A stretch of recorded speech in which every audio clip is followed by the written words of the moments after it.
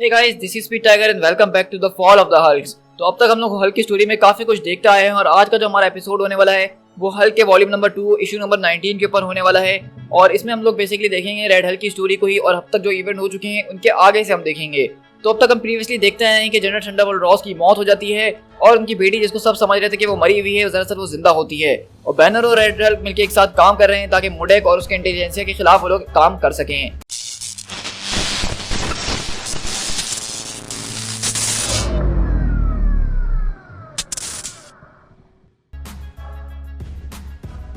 तो आज की कहानी की शुरुआत हमारी होती है बैक्स्टर बिल्डिंग, जो कि हेडक्वार्टर है फैंटास्टिक फोर का।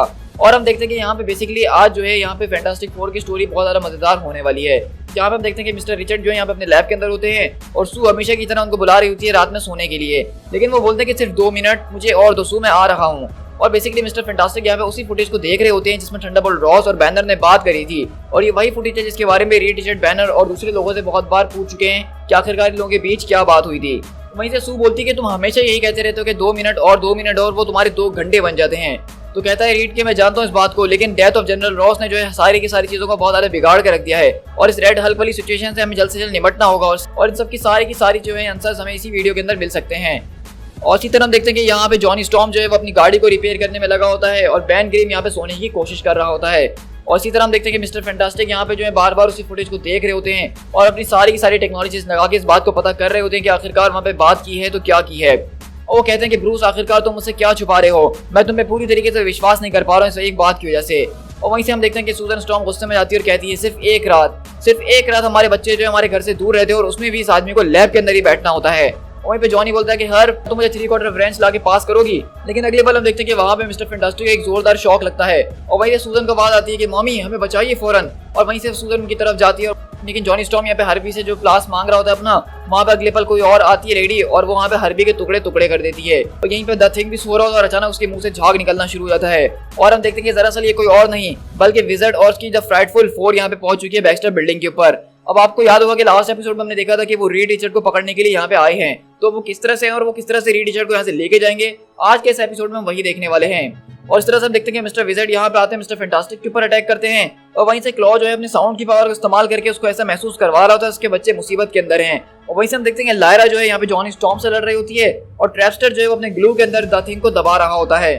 तो इसी तरह हम देख रहे हैं कि यहाँ पे ये फ्राइटफुल फोर जो है ये काफी ज्यादा जबरदस्त तरीके से सारे के सारे मेंबर्स के ऊपर भारी पड़ रही है। और वहीं पे हम अगले पल देखते हैं कि यहाँ पे जो विज़र्ड होता है वो उनके नेगेटिव जोन पोर्टल को खोलने की कोशिश कर रहा होता है ताकि इसके जरिए एक बहुत बड़ी सी सिचुएशन क्रिएट हो सके और सारा का सारा ध्यान इधर से उधर हो सके।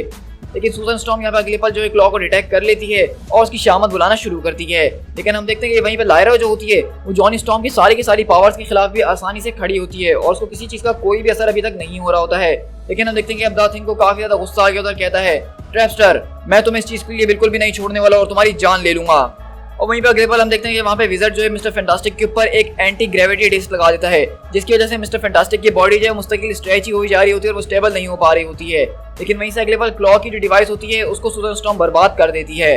और वहीं पे हम देखते हैं कि जॉनी स्टॉर्म लायरा को होल्ड करने की कोशिश कर रहा होता है, लेकिन लायरा क्योंकि वो हल्क की बेटी है तो उसको रोकना इतना आसान होने नहीं वाला है। लेकिन अगले पल हम देखते हैं कि यहाँ पे द थिंग जो होता है वो अचानक उड़ना शुरू होता है और कहता है कि what in the blue blazes, ये क्या हो रहा है। तो ट्रैपस्टर बोलता है कि तुम्हारा बेडरूम जो है उसकी खिड़की सीधा जो है नेगेटिव जोन पोर्टल की तरफ जा रही है और ये मेरे हिसाब से एक परफेक्ट ट्रैप है तुम्हें वहां फंसाने के लिए। और वहीं से विज़र्ड बोलता है कि मैं इस वक्त तुम्हारी सिचुएशन बहुत अच्छे से अंडरस्टैंड कर रहा हूँ रीड रिचर्ड, कि तुम्हारे लिए सबसे बड़ी और सबसे घबराने वाली बात यही है कि सब कुछ तुम्हारे सामने हो रहा है लेकिन तुम उसको रोकने के लिए भी कुछ भी नहीं कर सकते हो। और वहीं से हम देखते हैं कि क्लॉ आता है वापसी और कहता है क्या आपके लिए बहुत ही बुरा हुआ मिसेस रिचर्ड, क्या आपने अपने गुस्से के अंदर इस बात पे ध्यान ही नहीं दिया कि वो मैं असली में था ही नहीं बल्कि वो सिर्फ मेरा एक एको था और अब मैं आपको असली मजा चखाऊंगा। और इसी तरह हम देखते हैं कि यहाँ पे लायरा जो है वो जॉनी स्टॉर्म को यहाँ पे ठंडा कर देती है और हम देखते हैं कि बैन ग्रिम जो होता है वो नेगेटिव जोन का पोर्टल क्योंकि खुल चुका है और वो उसके अंदर जा रहा होता है और वो जोर जोर से चिल्ला रहा होता है कि रीड, सू, जॉनी क्या यहाँ पे कोई मौजूद है जो मेरी मदद कर सके। लेकिन अगले बार हम देखते हैं कि जैसे ही बैन वहाँ पे जा रहा होता है पोर्टल के अंदर, वहाँ पे रेड हल्क पहुंचता और कहता है कि मैंने तुम्हें पकड़ लिया, घबराने की कोई जरूरत नहीं है। तो द थिंग बोलता है ओह अब कहीं तुम मुझसे मजाक तो नहीं कर रहे हो। और वहीं पर अगले पल हम देखते हैं कि इंटेलिजेंस अपने वॉर रूम के अंदर ये सारी की सारी चीजों को इस वक्त देख रही होती है और डॉग सैमसंग इस गुस्से से पागल हो चुका और कहता है अब आखिरकार ये रेड हल्क वहां पे क्या कर रहा है। तो मोडेक बोलता है कि calm down Samsung calm down, उसको हमारे सारे प्लान्स के बारे में पहले से ही पता है, तो ये तो बात एक्सपेक्टेड थी कि वो उनको अंदर इंटरफेयर करने की कोशिश करेगा, ये उसका तरीका है, ये उसी तरह से हमेशा रिएक्ट करते हुए आया है, लेकिन हमें इससे घबराने की कोई जरूरत नहीं है। वहीं से सैमसंग बोलता है कि हमें अभी इसी वक्त उसकी जान ले लेनी चाहिए मोडेक, ताकि आज के बाद वो हमारे रास्ते में कभी ना आ सके। और वैसे भी इस रॉस वाली कहानी के बाद मुझे उसको अपने हाथों से ही मार देना चाहिए। लेकिन वहीं हम पीछे से देखते हैं कि वहाँ पे रेड शी हल्क आती है, उसके बाल पकड़ते हुए बोलती है कि अगर मोडेक तुम्हें इस बात की इजाजत दे भी दे तो लियोनार्ड तुम कभी भी ये नहीं कर पाओगे, क्योंकि तुम्हारे अंदर इतना दम ही नहीं है। और अगर तुम्हें इसकी कोशिश करनी है तो आओ पहले मेरे ऊपर अपने आप को आजमा के देख लो। और इसी तरह हम देखते हैं कि रेड शी हल्क आती है, यहाँ पे उसके ऊपर अटैक करना शुरू करती है। लेकिन सैमसंग बोलता है कि लियोनार्ड अब मर चुका है, अब यहाँ पे सिर्फ सैमसंग है। तो वहीं से शी हल्क बोलती है अच्छा, जरा तुम्हें जाके मेरे ख्याल से आईने के अंदर शक्ल देखनी चाहिए। तुम्हारे अंदर अभी भी लियोनार्ड कहीं ना कहीं बाकी है, जो कि तुम्हारे मॉन्स्टर को अनलीश नहीं होने दे रहा है। लेकिन अगले पल मोडेक अपनी लेजर उन दोनों के ऊपर मारता और कहता है कि बस बहुत हो गया, मुझे यहाँ पे डिसिप्लिन चाहिए, मैं इस चीज को बिल्कुल भी टॉलरेट नहीं करूंगा आपसे। तो वहीं से शी हल्क बोलती है कि मैंने तुम्हें वार्न करा था ना कि मेरे ऊपर इसको आइंदा इस्तेमाल मत करना। लेकिन मोडेक अपनी वही भी उसके ऊपर दोबारा इस्तेमाल करता है और रेड शी हल्क वहाँ पे गिर जाती है। और सैमसंग बोलता है कि मैंने तुम्हें कहा था कि इस प्लेनेट के ऊपर सबसे ज्यादा अनस्टेबल पर्सन वो यही है, और अगर यही कंटिन्यू रहा तो वहीं से मोडेक बोलता है कि इसका रोल बहुत ही ज्यादा जरूरी हमारे आगे वाले मिशन के अंदर आने के लिए, लेकिन अभी के लिए हमें इसको अपने करीब ही रखना पड़ेगा ताकि ये बिगड़ ना सके। और वहीं पे अगली बार हम देखते हैं कि यहाँ पे द थिंग बोलता है इट्स क्लोबरिंग टाइम, और वो वहाँ पे रेड हल्क से मुकाबला करना शुरू करता है, क्योंकि रेड हल्क और द थिंग का पहले भी एक बार मुकाबला हो चुका है। लेकिन यहीं पे रेड हल्क उसको समझाने की कोशिश कर रहा होता है कि आज वो यहाँ पे जो है इसलिए नहीं आया कि उससे मुकाबला कर सके, बल्कि वो यहाँ पे इनकी मदद करने के लिए आया है। और वहाँ पे जो नेगेटिव जोन पोर्टल खुला हुआ सबसे पहले उनको इसको बंद करना होगा। तो द थिंग बोलता है कि मेरे ख्याल से इस पोर्टल को तुमने ही खोला होगा। तो वहीं से रेड हल्क बोलता है कि तुम्हें इस वक्त कोई आइडिया नहीं है कि इस वक्त यहाँ पे क्या चल रहा है और क्या नहीं चल रहा, ये सब कुछ एक बहुत बड़ी डिस्ट्रैक्शन है। तो वहीं से द थिंग बोलता है कि हाँ तुम ठीक कह रहे हो, लेकिन इस वक्त तुम्हारी मुंडी को तुम्हारे धड़ से चीरने के अंदर मुझे किसी किस्म की कोई डिस्ट्रैक्शन नहीं रोक सकती है। अब मैं इस चीज के लिए बहुत लंबे अरसे से इंतजार कर रहा था कि कब तुम मेरे सामने आओगे रेड हल्क, और मैं तुम्हें वो मजा चखा पाऊंगा जो तुमने मेरे साथ पिछली बार करा था। अब मैं तुमसे सही वाला कंपटीशन कर पाऊंगा। लेकिन वहीं से रेड हल्क उसके ऊपर अटैक करते हुए बोलता है कि मैं चाहूँ तो तुम्हारी गर्दन तोड़ सकता हूँ, तुम्हारी एक एक हड्डी को तोड़ सकता हूँ, लेकिन ये मेरा गोल नहीं है। तुम्हारे पास सिर्फ अब एक आखिरी चांस है कि तुम यहाँ पर रुक जाओ। मैं इस वक्त ऑलरेडी इतनी ज्यादा एनर्जी को एब्जॉर्ब कर चुका हूँ कि इस वॉल्ट के डोर को हम बंद कर सके मिलके। तो वहीं से द थिंग बोलता है कि हाँ तुम यहाँ पे मुझे इसके अंदर फेंक के दरवाजा बंद कर देना चाहते हो, मैं सही समझ रहा हूँ तुम्हारी बात को। तो रेड हल्क को पकड़ते हुए बोलता है कि तुम ऑलरेडी फ्राइटफुल 4 से बैटल हार चुके हो, उनको वो मिल चुका है जिसके लिए वो यहाँ पे आए थे। अनलेस अगर तुमने मेरे साथ मिलकर काम नहीं करा तो तुम्हारी फैमिली, तुम्हारे फ्रेंड्स आज वो सब मारे जाने वाले हैं। तो द थिंग बोलता है कि आखिरकार मैं तुम्हारी बात का विश्वास क्यों करूं, क्योंकि वैसे भी तुम कोई ट्रस्टवर्दी इंसान तो रहे ही नहीं हो पास्ट के अंदर। तो वहीं से रेड हल्क बोलता है कि अपने जरा चारों तरफ अपनी आंखें खोल के देखो और अंदाजा लगाओ कि यहाँ पे क्या हो रहा है, और फिर सोचो कि तुम्हारे पास क्या चॉइस है और क्या नहीं। और इसी तरह हम देखते हैं कि यहाँ पे विज़र्ड जो है उसने मिस्टर फैंटास्टिक की बॉडी को इतना ज्यादा स्ट्रेच कर दिया कि पूरी की पूरी बैक्स्टर बिल्डिंग से वो बंधे हुए हैं, और वो कहता है कि ऑलमोस्ट अब तुम वहाँ पे पहुंच ही चुके हो।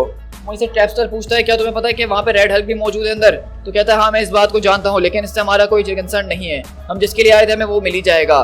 तो इसे मिस्टर फैंटास्टिक बोलते हैं कि आखिरकार तुम ये सब क्यों कर रहे हो, तुम्हें क्या चाहिए। तो वहीं से विज़र्ड बोलता है कि हमें क्या चाहिए, हमें सिर्फ तुम चाहिए हो, तुम 1 ऑफ द 8 हो। मैं इस वक्त तुम्हें खुशी खुशी मार देता और मेरी सारी सेटिस्फेक्शन पूरी हो जाती है, लेकिन एक बार मैं तुम्हें अपना प्लान सुना देना चाहता हूँ कि हम यहाँ पे किसी लिए आए हैं। तो वहीं से दायरा आती है और कहती है कि मैंने टॉर्च को गिरा दिया है, अब जाने का वक्त आ चुका है। तो वहीं से विज़र्ड बोलता है अरे वाह तुमने तो नया कॉस्ट्यूम भी पहन लिया, अब तुम बिल्कुल ठीक लग रही हो, बिल्कुल अपनी माँ टंडरा की तरह, जो कि कभी पहले हमारी टीम में इसी तरह से घुमा करती थी। तो वहीं से लायरा बोलती है अच्छा इसका मतलब तो यही है ना कि मैं अपनी माँ के बगैर भी उसकी जगह अच्छे से ले ही सकती हूँ। और इसी तरह हम देखते हैं कि यहाँ पे द थिंग को रेड हल्क जो एक बहुत बड़ी केबल से बांधता है और उसको नेगेटिव जोन पोर्टल के करीब भेजते हैं ताकि वो दरवाजा बंद कर सके, और यहाँ पे रेड हल्क जो है उसको पकड़ के रखा हुआ होता है। लेकिन हम देखते हैं कि यहाँ पे जो नेगेटिव जोन की एनर्जी है रेड हल्क को कमजोर कर रही होती है, उसके हाथ से द थिंग छूटने लग जाता है, और इस तरह हम देखते हैं कि द थिंग जो है वो उस पोर्टल के अंदर चले जाता है और कहता है कि आखिरकार तुमने मुझे यहाँ पे यो क्यों बनाया हुआ है। तो रेड हल्क बोलता है कि अपना मुंह बंद रखो, मैं तुम्हें यहाँ से बाहर निकालने की पूरी कोशिश कर रहा हूँ। और अगले पल वो लोग दोनों मिलकर जो है उस पोर्टल के दरवाजे को बंद कर देते हैं, और वो कहता है कि आखिरकार तुमने मुझे बचाया क्यों, तुम चाहते तो मुझे वहां अंदर छोड़ सकते थे। तो रेड हल्क बोलता है कि मेरे पास मेरे रीजंस हैं। तो वहीं से द थिंग बोलता है ये चीज़ तो मुझे और ज़्यादा चिंता करवा रही है।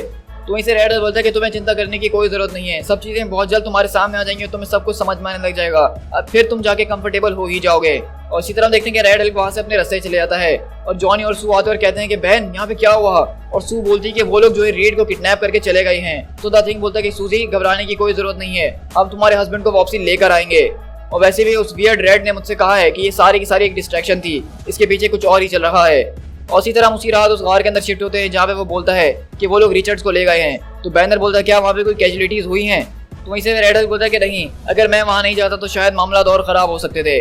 तो बैनर बोलता है इसका मतलब तो ये है कि तुमने अपना रोल अच्छे तरीके से निभाया है। तो वहीं से रेड हल्क बोलता है कि बैनर तुम इस बारे में जानते थे ना कि नेगेटिव जोन की एनर्जी अगर मैं एब्जॉर्ब करूंगा तो मैं कमज़ोर पड़ जाऊंगा, और तुम ये भी जानते थे कि द थिंग मेरी बहुत बुरी तरीके से शामत भी बुलाने वाला है। तो बैनर बोलता है कि अब मुझे आगे जाना होगा। अब या तो वो लोग हैंक मकॉय के लिए जाएंगे या फिर हैंक पिम के लिए जाएंगे उसको पकड़ने के लिए। उन दोनों में से कोई एक नेक्स्ट हो सकता है। तो रेड हल्क बोलता है कि आज के बाद अगर कभी ऐसा कुछ हुआ जिसके बारे में तुम पहले से जानते हुए तो मैं तुम्हें जान से मार डालूंगा। तो बैनर बोलता है कि नहीं, तुम मुझे नहीं मारने वाले हो, क्योंकि इस वक्त जो है सारी की सारी चीजें निर्भर करती है हमारी दोस्ती के ऊपर, हमारे साथ के ऊपर। तो वहीं से हम देखते हैं कि बैनर चले जाता है और रेड हल्क बोलता है कि नहीं, सब कुछ नहीं, to be hulk in your